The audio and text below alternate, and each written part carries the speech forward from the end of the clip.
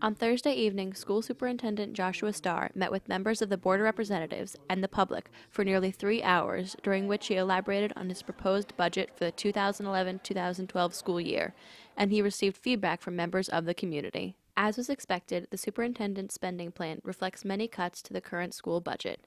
However, Starr's proposal cuts heavily into district spending for special education. Dr. Starr's PowerPoint presentation is available on the district website, stanfordpublicschools.org. Here are a few responses to his proposal. Good evening, Board of Education members and Dr. Starr. My name is Ben Marcus, and I have a daughter who attends Turner River Middle School and a son who attends KT Murphy.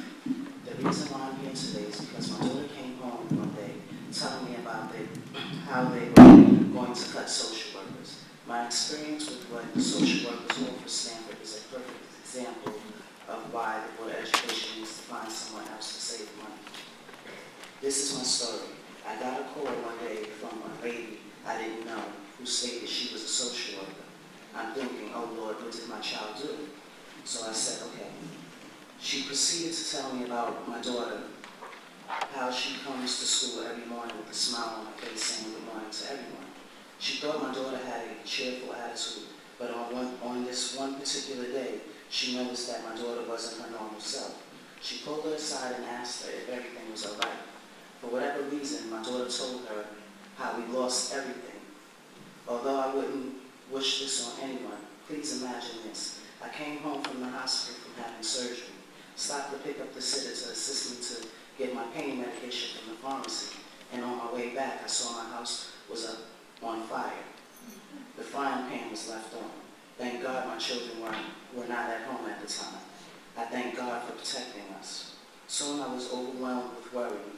Where would I live? How would we rebuild our lives? For instance, what about school? How would my kids get to school? Would they have to change schools? How would they adapt to losing their things? How would they handle this emotionally? Would they get the things they need, like new clothes? How would they feel about living in an apartment with no furniture? How could I provide the support now that I wasn't under stress, physically and emotionally? How would this affect them in school? Imagine if you can. Who would care about what happens to me and my children? I was expected to continue going to work in school each morning. I needed help with so many things. I had to keep myself together. How were my children going to concentrate and study? I'd be afraid they'd get off track. We needed help desperately. Red Cross put my family up for 2 days in a hotel, and I was grateful. But then, with no place to go, and not knowing anyone in Connecticut, I returned to New York to stay at a friend's house, commuting every day to get my kids to school. With little to no money, I didn't know what my next move was. The school social worker talked to me, understood my situation. Then things happened. She did things for our family for which I would forever be grateful to the Stanford school system.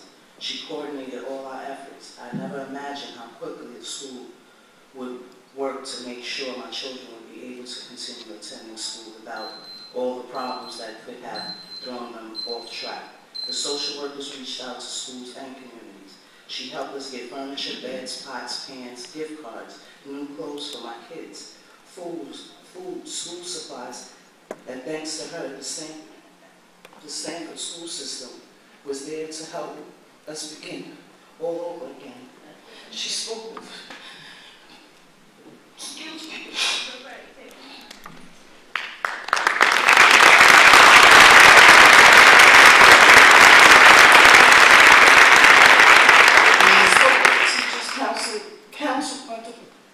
And I never knew families had such advocates in school. Instead of my daughter falling between the cracks, she learned an important life lesson. The social worker taught us how important my children were to the school community here, and why it matters to Stanford that my family remains strong and to become well educated. I vote against removing or shortening the school workers' building hours. Thank you for your time. My name is Robin Portnova, and I am the parent of 2 boys, Nicholas, who's in 4th grade at Roxbury, and Anthony, who is in 10th grade and enrolled in Stanford High School's first autism spectrum disorder classroom. I am also the president of Stanford Education for Autism, and tonight that will be the hat that I will be wearing. Sorry, you can hear me? Tonight I represent Stanford Education for Autism. Allow me to tell you a story. Since the birth of Stanford Education for Autism in January 2007, we have helped fund $57,210.68 worth of IEP-directed services, curriculums, trainings, and supplies, and additional materials to supplement ASD services. And I do have those stats. If any one of you want them, I will be more than happy to email them. It's pretty sad that SE4A supplied our Stanford High School classroom with Don Johnson versions of required literacy books, as well as touch math for the elementary students who can master everyday math. Stanford Public Schools has a math and literacy program. Why did we pay for these materials? And the answer is simple. You couldn't provide them, and we got tired of waiting for them, as if Stanford is part of a third world country and our ASD students are waiting for the boat of supplies to arrive. We purchased an ADA-approved changing table for the preschool kindergarten children at Westover. They were being changed on the floor.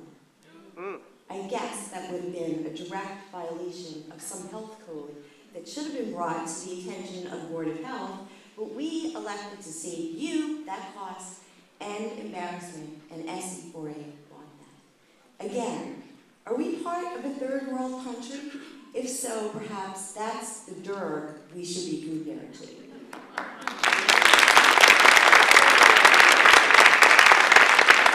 have to say that I am really, truly sorry for this, because many of you sitting on this board are our supporters of our organization.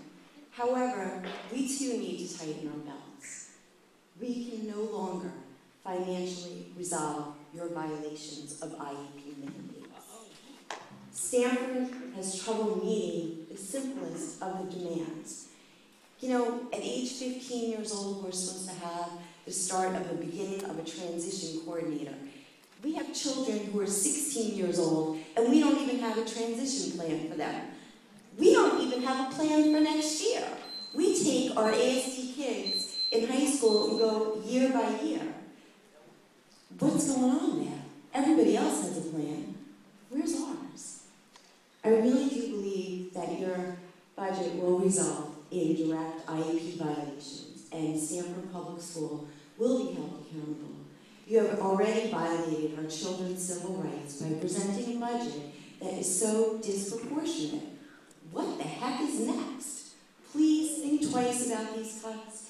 SE4A, our organization, will not be here to bail you out. I'm sorry. Thank you.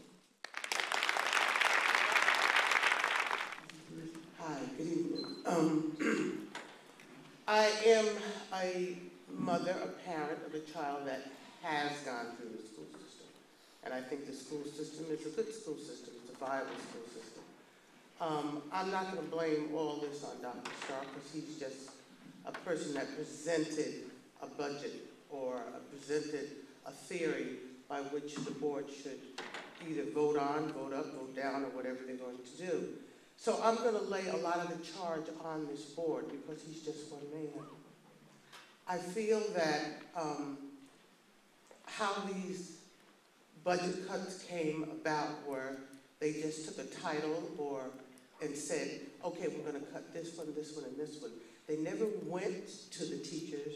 They never went to the social workers to find out exactly what the stories were, what they did, how much time they put in, what some of the questions were. They just started cutting because someone told them they needed to cut. So they just started cutting. I've listened to stories here that, I mean, probably there's other stories that are worse that I haven't even heard, but I can't believe as a parent that any of you all, whether you're grandparents, parents, whether your uncles, aunts, whatever, could possibly not sit down and rethink some of the cuts that you could definitely have some input in stopping or rerouting or redoing. We have to educate all of our children. We are not discretionary. We can't be discretionary and not educating our children. We have to make sure that every parent that has a child that lives in this city that wants to go to school, whether they be normal or in parentheses, deprived in some area mentally or physically, that they're helped. And that's all that I mean, these parents have worked hard, and they work hard every day to make sure that they can raise children that are going to matriculate in society, because we know parents we're not going to be here always. What's going to happen to our children? Where are they going to be? What are they going to be? Are they going to increase the roles of homelessness, or are we going to make sure that they are able to work and take care of themselves, have as good a life as they can in this country? And so I am charging the whole board, think about what you're going to do when you decide to make cuts. Sometimes everybody likes to start at the bottom and start with all the teachers and people that are supportive. When you build a house, you build a good foundation, and then you put the house on it. Thank you. Good evening, everyone. My name is McHugh. I'm a senior at the Westhill Arts Program. I would like to share with you the success that this program has given me. Every student has a unique situation that has brought us here. My goals that I set coming into the program were to improve my attendance and to be on track with my graduating class. This is something I would have not been able to do without the arts program. I came into the school my junior year with 30 credits. Now we're into the last half of my senior year, and I have maintained almost perfect attendance, very good grades, and will be graduating with 102 credits.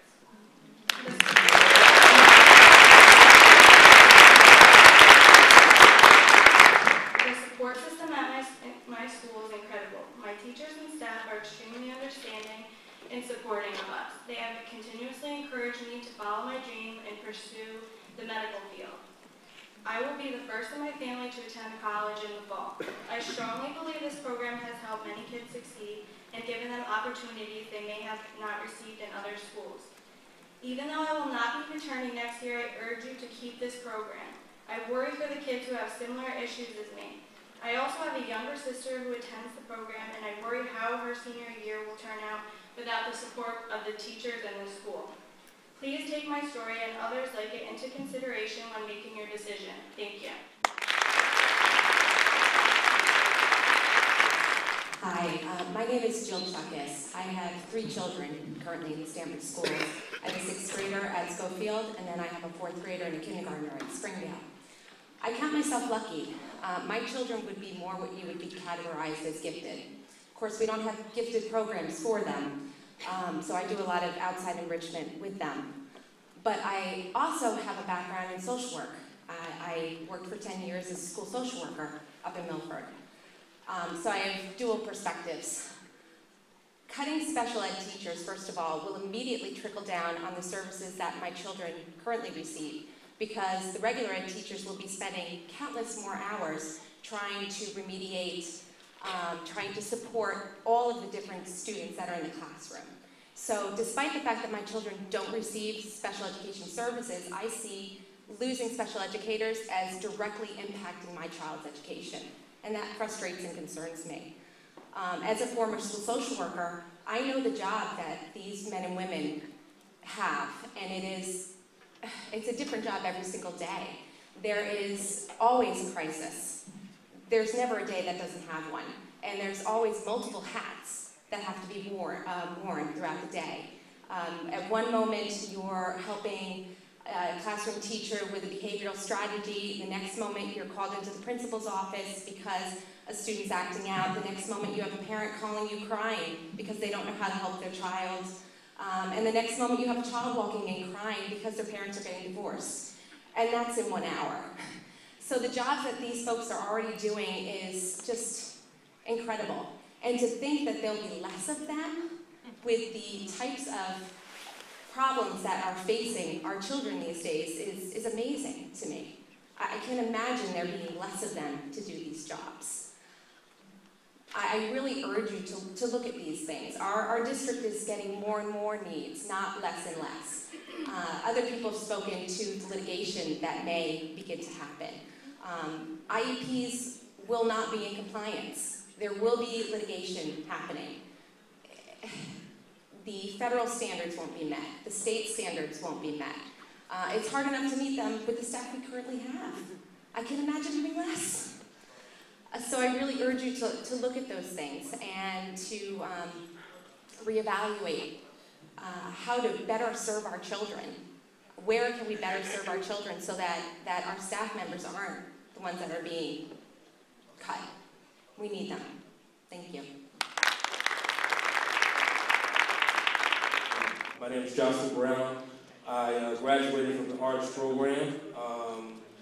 I was a kid that was really on the wrong path, but the arts program and Stanford Public Schools helped me turn around.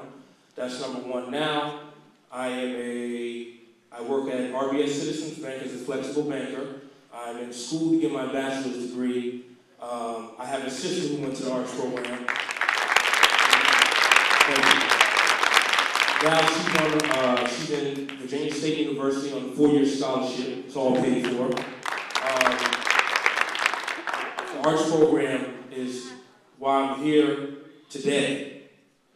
But we also have to look at a lot of different things. It was the arts program, it was community leaders, it was religious leaders, it was a lot of things. And what we all have to understand is everybody has to come in place here. We need more community leaders here.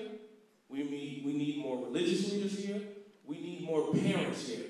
Because I'm going to tell you, it didn't take just one thing to turn me around. It was a lot. And I am not here to step on any toes. I know it's the board. We can say John Starr, we can say the board, but everybody has to play in this thing. Everybody. We need more people to help out. I will give you a prime example. Edward Singleton is here. He was my 6th grade IBM teacher who was for the baby. And when we went on to high school, Edward Singleton was still there. When we left high school, Edward Singleton was still there. We need more people like that. We can't just say more money, more money, more money, more money. I work in the bank, and trust me, I know things are being slashed. We have to understand that we're going to have to work more for less. We need the help of everybody. So if we can't get more money, let's get involved some way, somehow. Let's get to the schools. If you have a neighbor and you know that your child needs help, go and see if that person is a teacher or a professor or something. We all have to get involved here. So that's why I'm here tonight, to let everybody know, let's all get involved. We know that we're facing a crisis. Let's do something about it. We can't, I know there might be a time when you guys are saying now that we've got to cut the social workers and things like that. Yes, we do need social workers, but let's have a plan. Let's sit down, let's have a conversation. Let's say, guess what? I know this might happen for 6 months or a year, but what are we going to do the following year? Let's have a plan. Let's get focused. Let's everybody get on one team, one agenda, and I'm pretty sure that we can fix all these problems. Thank you.